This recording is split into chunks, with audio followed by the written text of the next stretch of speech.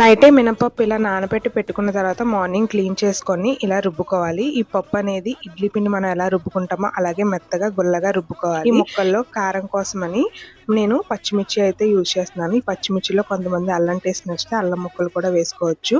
మనం ఆల్రెడీ ముక్కల్లో ఉప్పు వేసి పెట్టాం కదా, అందుకే ఉప్పు అనేది చూసుకొని వేసుకోవాలి. వేసుకొని మనం కలుపుకున్న పిండి రుబ్బులోని కొద్దిగా పసుపు కూడా వేసి మంచిగా కలుపుకొని ముక్కలన్నిటికి పట్టేలాగా పిండిని కలుపుకున్న తర్వాత ఇంకా పొడియాలు పెట్టేసుకోవాలి. ఎండ రాదేమో అని చాలా కంగారు పడ్డాను, కానీ ఈ ఎండను చూసిన తర్వాత కొన్నంత ధైర్యం అయితే వచ్చింది.